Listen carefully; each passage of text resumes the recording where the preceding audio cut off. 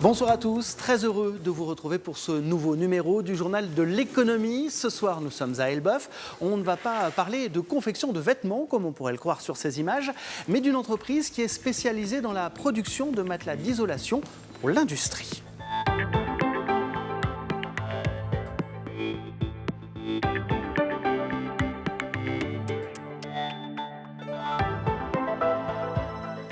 Advantech a vu le jour en 2004 autour de 2 personnes. 10 ans plus tard, elle emploie 24 salariés sur un marché de niche, celui de l'isolation industrielle.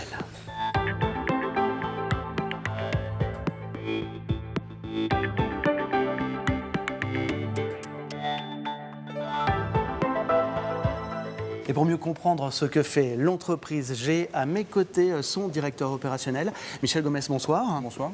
Alors, les matelas d'isolation, qu'est-ce que c'est ? Alors, les matelas d'isolation, c'est des systèmes d'isolation thermique qui ont l'avantage d'être facilement démontables et remontables. Donc c'est des produits qui sont confectionnés sur mesure. On est vraiment spécialisé, nous, sur les matelas à façon pour l'industrie. Donc on travaille pour tout type d'industrie, là où il y a de la chaleur, jusqu'à 1100 degrés avec certains produits. Alors aujourd'hui, on travaille beaucoup pour la pétrochimie, pour les raffineries, pour les réseaux de chaleur et tout ce qui va être la vapeur dans l'industrie. Il y a beaucoup de vapeur en industrie, donc nous, on est capable d'isoler partout. J'ai toujours tendance à dire, là où ça fume, il y a un matelas à mettre en dessous. Donc voilà, il y a... Tout est fait ici ? Tout est fait ici. Donc de la conception, on fait les relevés sur site, on fait la conception avec un bureau d'études intégré, le découpage sur une table de découpe automatique avec des positionnements et des placements pour optimiser les matières. Les assemblages sont faits à la main sur cet îlot. Le bourrage, on met les isolants à l'intérieur des matelas et ensuite on expédie les matelas où on va faire le montage puisqu'on est capable aussi de faire une prestation complète avec les montages sur site. Merci beaucoup pour toutes ces précisions. Okay.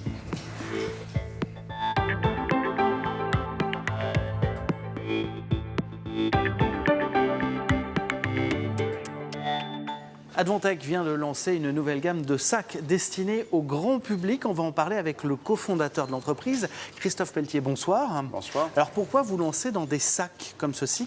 Qu'ont-ils de spéciaux ? Alors c'est ça qu'en fait le concept de base, c'est qu'on est parti du principe qu'un sac aujourd'hui c'est pour protéger ou transporter des effets personnels aux professionnels. Et nous on souhaite apporter du service, de la valeur ajoutée dans nos sacs. Le coq à sac, c'est un sac qui permet d'être personnalisé à souhait puisqu'on vient imprimer la décoration qu'on souhaite et on vient la disposer à l'intérieur, tout simplement.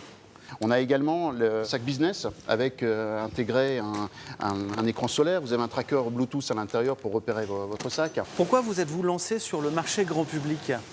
Tout simplement, c'est suite à septembre 2012 qui a été pour nous un septembre noir, puisqu'on a un coup d'arrêt dans l'industrie, on n'a plus de commandes du jour au lendemain, d'où ces diversifications dans ces différents produits.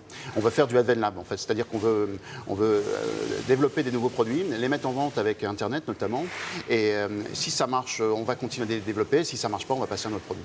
Et du côté de votre marché traditionnel, les matelas d'isolation, comment voyez-vous l'évolution de votre société ? Alors évidemment, ça c'est notre cœur de métier qu'on veut aussi développer, sur l'optimisation de développement des produits purs, mais également en allant à l'export, en sortant de France. Et on a déjà actuellement porté par nos clients, on va en Russie, on est allé en Syrie, en Corée du Sud. Et demain, par nos propres moyens, on revient d'une campagne en Suisse et également on a des pistes actuellement sur le Maroc. Merci beaucoup de nous avoir reçus ce soir. Et maintenant, on fait le point sur le reste de l'actualité économique dans notre région, sans oublier l'offre d'emploi de la semaine. Les brèves de l'écho, c'est parti. Le salon de la création et de la reprise d'entreprises, c'est cette semaine, jeudi à Dieppe et vendredi au Havre, ainsi que le 22 octobre à Évreux. Dans les chambres de commerce et d'industrie concernées, le public pourra trouver toutes les informations pour créer une entreprise, mais aussi rencontrer des propriétaires qui souhaitent vendre leur société. La SAPN, très rentable. Selon les calculs du courrier Picard, la rentabilité de la SANEF, propriétaire des autoroutes Paris-Normandie, est passée de 9 à 20% entre 2004 et 2013. Des taux de croissance que l'on retrouve chez les principaux concessionnaires d'autoroutes. L'autorité de la concurrence a d'ailleurs réclamé en septembre dernier un meilleur encadrement de l'activité de ces sociétés. Pôle emploi Dieppe-Sussex recherche en CDI 6 bouchères et bouchers. Expérience de 2 ans et niveau CAP-BEP ou équivalent en boucherie exigée. Retrouvez tous les détails sur notre site web. Changement de sujet avec notre portrait de la semaine consacré à une société informatique de Mont-Saint-Aignan. Enovea produit des logiciels destinés notamment au monde de la finance. Reportage Raphaël D avec Hervé Colosio. L'entreprise Enovea est installée dans ce bâtiment au parc de la Vatine. Spécialisée dans le développement d'applications de logiciels informatiques, la société travaille dans plusieurs domaines d'activité sur le plan national et international. Finance, assurance, industrie et services. Embauchée il y a tout juste un mois, Amélie, ingénieure d'études, développe un grand projet industriel. On reçoit une grande quantité de données, on les traite. Et après, le but, c'est pour nos clients d'avoir une visualisation des résultats de ces traitements de données sur des sites web.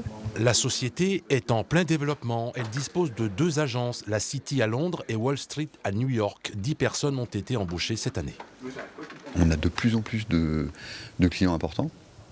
Donc, comme notre business grossit, on recrute des profils d'ingénieurs développement essentiellement. Nos objectifs sont d'accroître nos 3 domaines que sont l'édition de logiciels, le forfait et la régie. Et à horizon 2020, d'être une centaine de personnes. Delphine Darbel est fondatrice et directrice générale. L'entreprise qu'elle a créée il y a 6 ans emploie aujourd'hui 40 collaborateurs.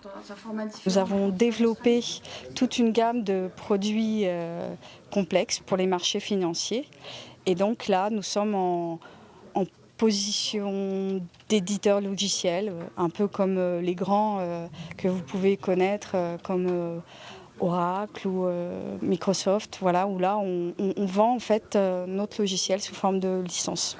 La société informatique a réalisé en 2013 un chiffre d'affaires de 3 millions d'euros.